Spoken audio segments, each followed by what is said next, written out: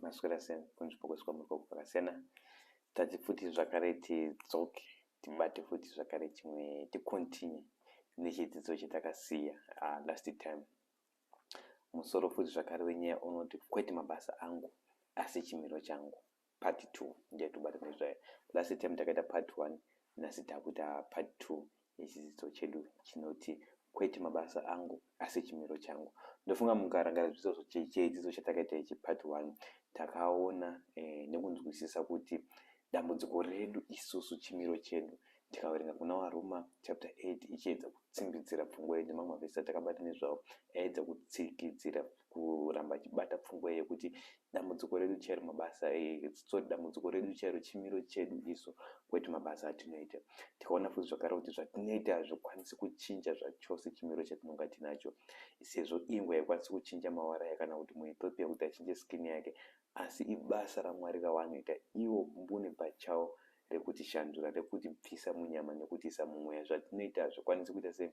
Hazvikwanisi kutishandura. Ndo patakasira last time. Saka tikonzi zvose zvatingatsvaga saka vose avo vanoitika zvose zvatingatsvaga isu kuti tiite, kana kuti vose avo vanotsvaga kuzvishandura chimiro chavo kuburikidza nekuita mabasa emurayiro nemamwe manzwa vari parwendo rwavasingafa kasvika, zvakafanana nemamwe anotokwanisa kutora muenzaniso wekuti vari kuedza kukwira gomo reglazi handitika rakamwaiwa oil kana rakamwaiwa mafuta rinonga richitsvedza kuna anokwanisa kukwira. Ndo chimiro chavanonga vari, vanonga vachingotsvedza vachingodaro. Hakuna kwanosvika nekuti hakuna munhu anokwanisa kuchinja chimiro chake kuburikidza nezvakanaka zvaanoita kana kuti kuburikidza nemabasa emurayiro. Saka makristu mazhinji vanofungidzira kuti mabasa emurayiro anoita kuti vapedzisire vava vanhu vakarurama, kuti maybe akachengetedza mutemo akaita zvakanaka akaita sei zvinozomutsvitsa pachinzvimbo chekuti iye zvinezvi aane chimiro chakanaka. Muchaona kuti makristu mazhinji vakagamuchira dzidziso iyi yekuti tinochinja kuburikidza nemabasa akanaka, tinova vanhu vatsvene kuburikidza nekuita mabasa matsvene. Ndo dzidziso iyoyi. Saka nemamwe manzi tirikunzi idzidziso yeevolution, idzidziso yeevolution yakapinzwa muchikristu, yakaita kuti makristu mazhinji vakaigamuchira. Mukarangarira kune vakambodarika nechidzidzo ichi cheevolution pakanga vari kuzvikoro, I think ndichazoita chimwe chidzidzo chichange chingobata chingone musoro unongoti dzidziso yeevolution, tichimbobata kuti inomborevei, zvinomboita sei. Asi nemuchidimburega inongoti idzidziso inodzidzisa kuti zvinhu zvinochinja nekufamba kwenguva, kana kuti zvinhu zvinova zvazviri panguva nekuda kweperiod yakati kurei yakanga ichitora zvinhu zvichishanduka. Imwe yacho yedzidziso yakanga iri yekuti zvakadzidzisa isu kubva kuchikoro zvakanga zviri zvokuti munhu akabva kugudo. Ndo imwe yakanga iri dzidziso zvataidzidza iri pati yematheories inonzi theory yeevolution. Iyi inotsanangura kuti munhu akanga ane chimwe chimiro chichange chiri chegudo, munhu haana kuva munhu nemhaka yekuti akangosikwa ari munhu kana akazvarwa nemunhu, but imhaka yekuti akanga ari gudo akashanduka nekufamba kwenguva bva munhu. Izvi zvinhu zvinopikisana neshoko raMwari zvachose.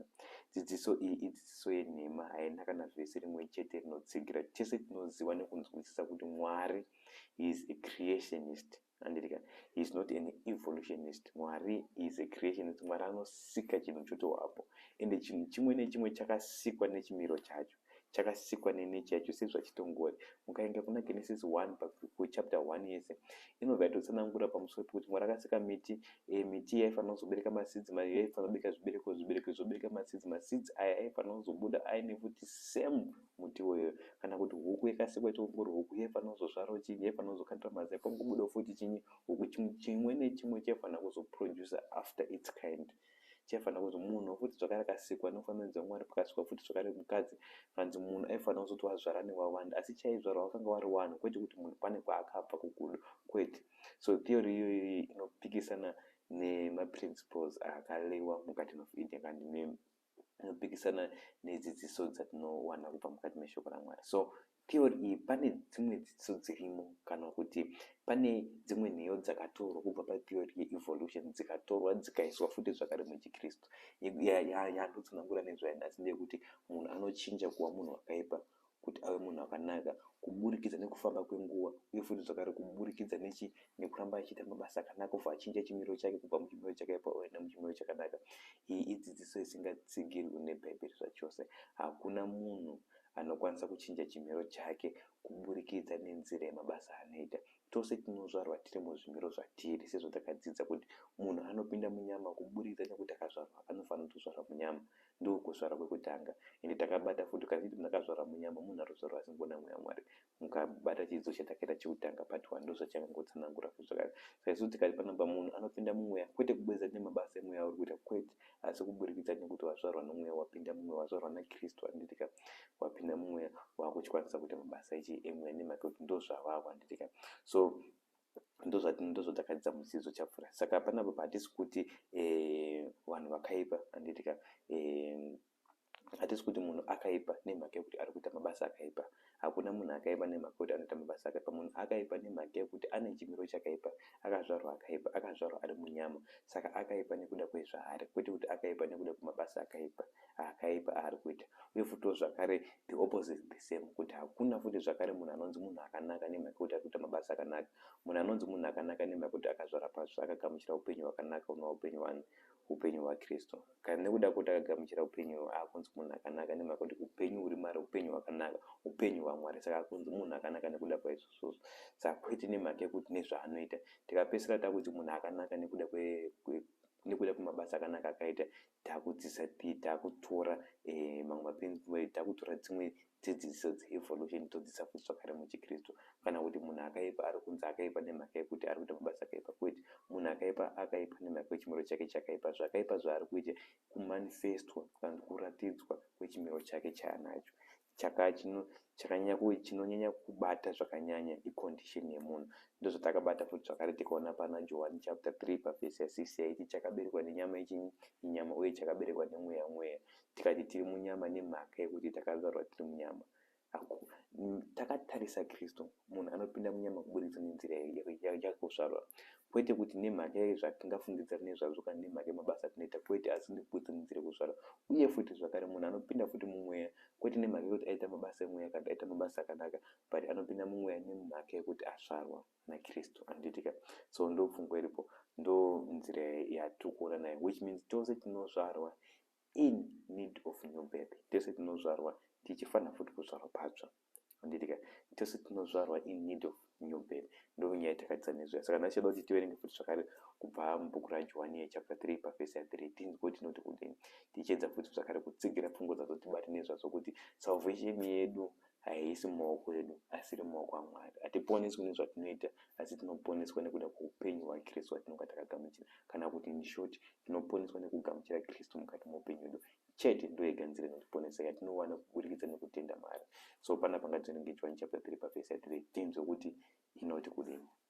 Vhesi 3 iri kuti Jesu akapindura akati kwaari, apo pandi Jesu akanga achikurukura naNikodimasi auya akati mudzidzisi wakanaka chichi akatsanangura naJesu. Jesu akaenda kunopindura kwaari akati, zvirokwazvo ndinoti kwauri, kana munhu asingaberekwi kutsva haangaoni ushe hwaMwari.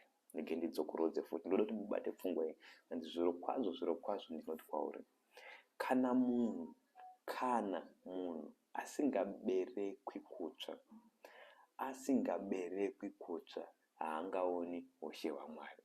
Chichatadzisa vanhu vazhinji kuti vaponeswe kana kuti vaone ushe hwaMwari haisi nyaya yemabasa akaipa avakaita. Ameno kana mandinzwa. Chichatadzisa vanhu vazhinji kuti vaponeswe haisi mhaka yekuti aiba, aihura, aita zvakaipa, kwete. Chichatadzisa vanhu vazhinji kuti vaponeswe imhaka yekuti havana kuberekwa kutsva, sezvatadzidza panapa. Hatisi kuti ngendangadaso munhu kana achinge asina kuzvara patsva, ndika haana upenyu hwaKristu, haana upenyu hwokutsva, ndika haana kugamuchira upenyu hwaMwari. In other words, ndika haana kuzvarwa patsva, haana upenyu hwaKristu, ndika munhu iyeye nekuda kwaizvozvo zvaangakwanisi kuwana upenyu hutsva. And the opposite the same, munhu acharaswa nemhaka yekuti haana kugamuchira upenyu hutsva, nemhaka yekuti haana upenyu hwaKristu mukati muupenyu, ndicho chinhu chinoita kuti munhu araswe, kwete nemhaka yemabasa akakaita se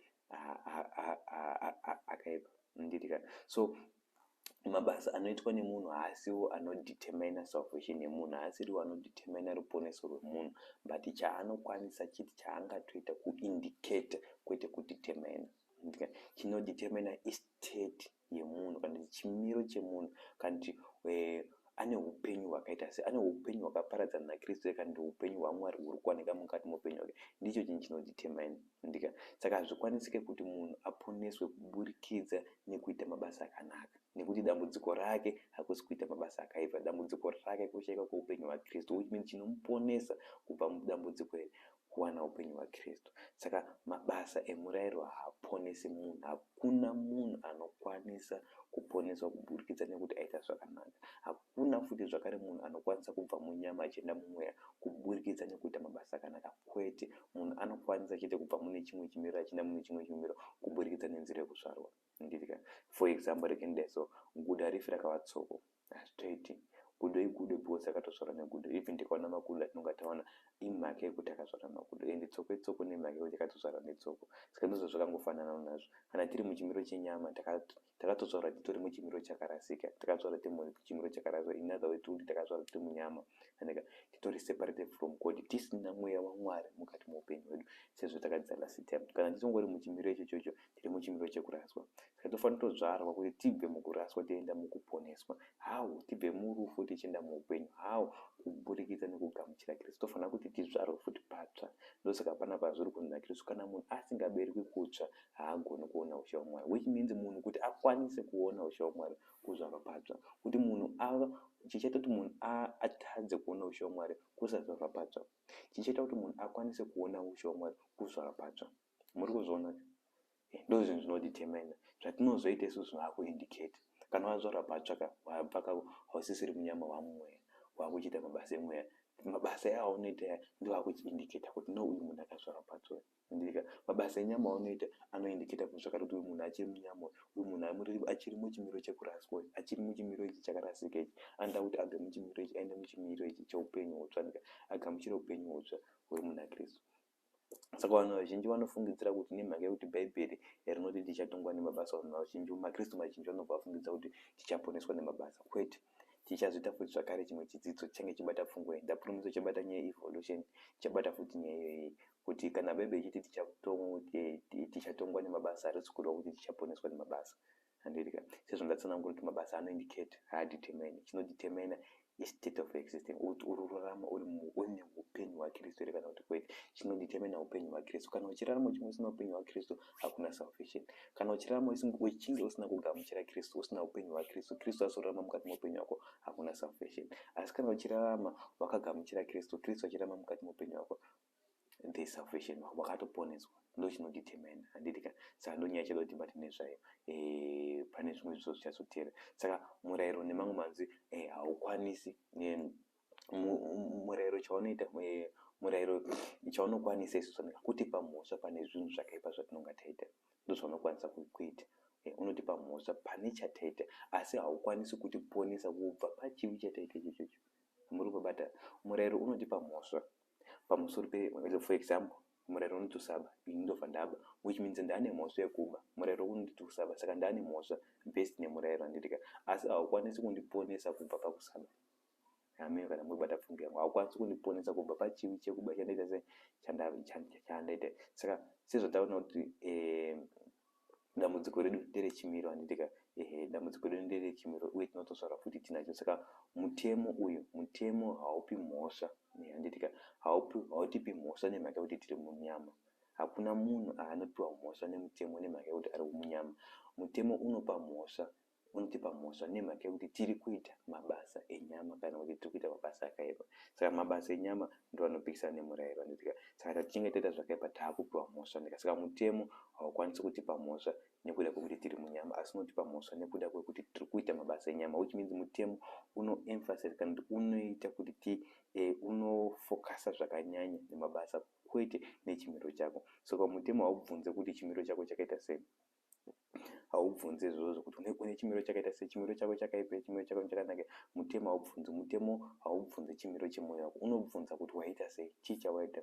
Unotarisa mabasa ako aunonga, unopa mhosva mabasa ako akaipa aunonga waitewa. Kana uchinge usina kuita chakaipa haukwanisi kukupa mhosva. mutemo haukwanisi kukupa mhosva nemhaka yekuti hapana chakaipa kachawaita, saka haukwanisi kukupa mhosva. Asi kana uchinge waita chakaipa unokwanisa kukupa mhosva. Ndosaka tiri kuramba tichiemphasize pamwe kuti mutemo unotarisa mabasa kwete chimiro. Saka isusu sezvo dambudziko redu riri rechimiro risiri remabasa, ngatisafokase nemabasa kana kuedza kufokasa zvakanyanya nezvemabasa atinoita, asi ngatifokase nechimiro chedu. Nemhaka yekuti mutemo hausolvi dambudziko rechimiro, unopa mhosva mabasa akaipa asi haupi mhosva chimiro chakaipa. Saka kune vanhu vose vanoedza kutsvaga ruponeso kuburikidza nekuita mabasa emutemo, muri parwendo rwamusinga makasvika. Nemamwe manzi muri kukwira gomo reglazi rakamwewa mafuta kana rakamwewa oil, munonga muchingotsvedza, hakuna anosvika patopu, hakuna anosvika parwendo iri. Nemhaka yekuti hakuna munhu anokwanisa kuva nechimiro chakanaka kuburikidza nemabasa atinoita. Mabasa chaanongoita ingori behavior, but behavior hakuna munhu anoponeswa nekuda kwegood behavior, and hakuna kuti zvakare munhu acharaswa nekuda kwebad behavior. Munhu achaponeswa nekuda kwekuti akagamuchira Kristu, munhu acharaswa nekuda kwekuti haana kugamuchira Kristu. Ndo chinhu chinodetermine, asi zvinoindicata ndozvatinoita. Kristu neimwe nguva akatsanangura achiti muchavaziva nezvibereko zvavo, muchavaziva nemabasa avo, which means zvatinoita kana uchiita zvakaipa zvinongoindicata kuti kuchimiro chako chakaipa hauna Kristu kana hauna ruponeso mukati muupenyu hwako.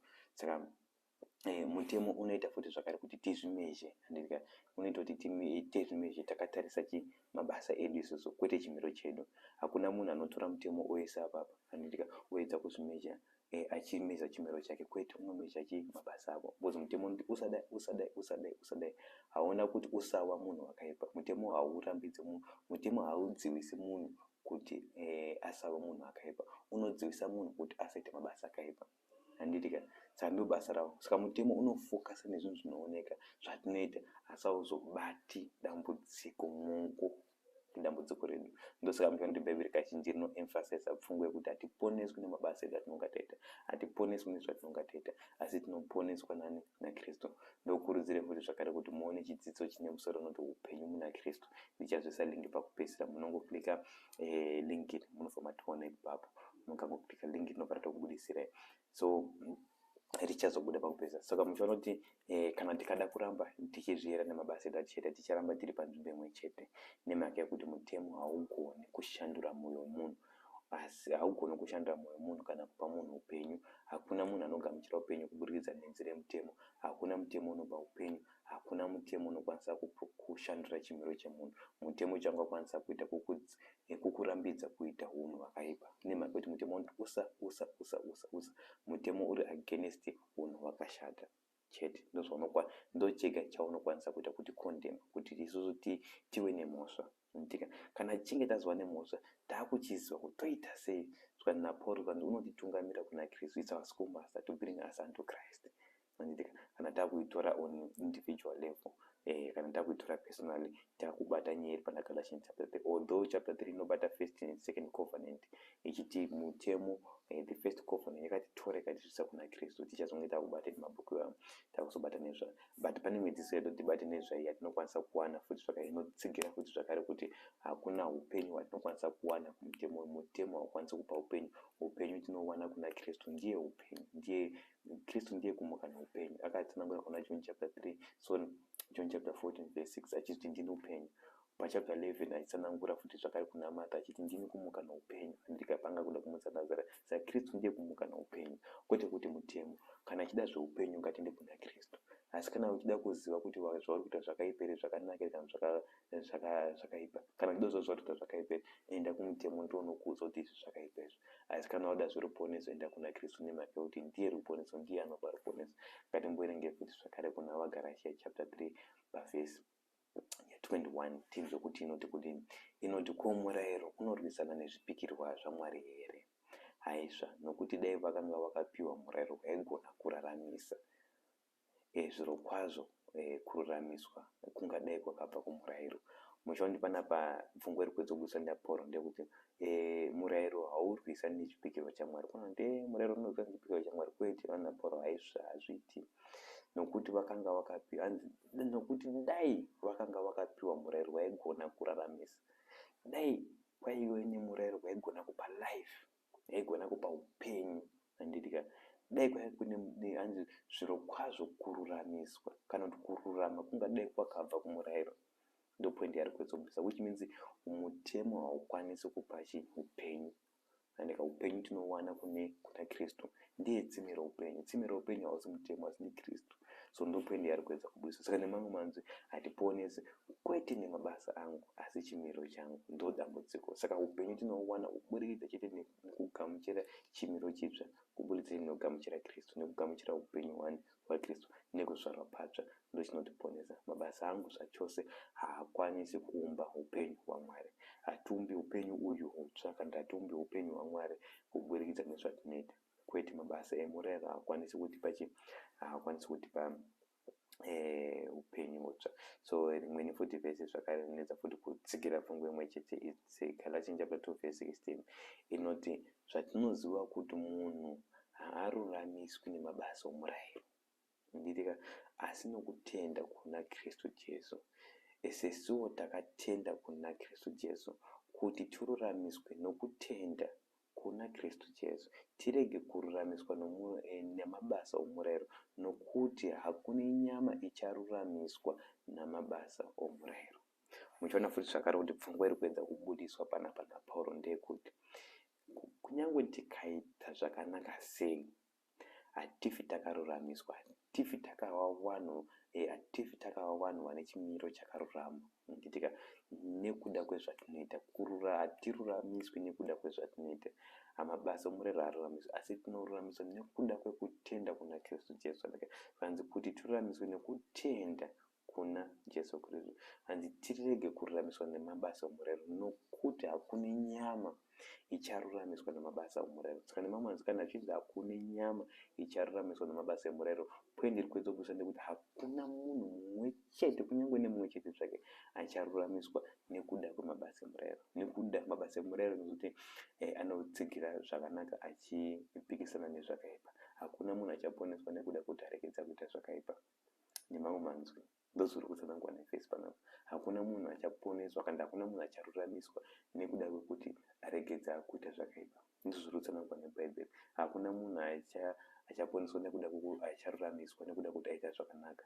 Kwete, tinoruramiswa chete kuburikidza nenzira yekutenda kuna Kristu. Ndo pfungwa iri kuedza kubudiswa. Ndosaka tiri kuti kwete mabasa angu hapana paanopinda panyaya iyi. Mabasa angu angori mafurutsu kana kuti zvibereko zviri kubuda nekuda kwechimiro chandinacho. Dambudziko chimiro, ende solution futi zvakare kuchinja chimiro.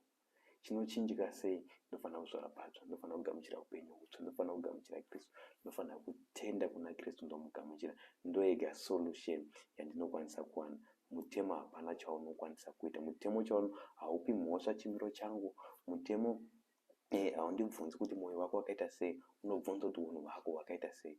Izvi zvawaita zvakashata. Haubvunzi kuti chimiro chako chakashata, hautauri nezvechimiro changu, unotaura nezveunhu hwangu. Saka ngatisatsvage ruponeso kubva pane zvatinoita, ngatitsvage ruponeso kuna Kristu anova muponesi wedu, kwete pane zvatinoita. Ndicho chikonzero Mwari akatipa mwanakomana wamuoga kuti ani nani anotenda kwaari arege kufa asi ave noupenyu husingaperi. Ndopapera chidzidzo chedu. This is part 2 yelesson yedu. Tichasangana futi zvakare pane chimwe chidzidzo pakwenotera. Ndinokuencourage moso kuti musubscribe pakapitya kangu kanozobuda apa musubscribe. Then kuna vanoda chimwe chidzidzo chakanzi upenyu muna Kristu, munongodzvanya kalink aka kanobva katobuda.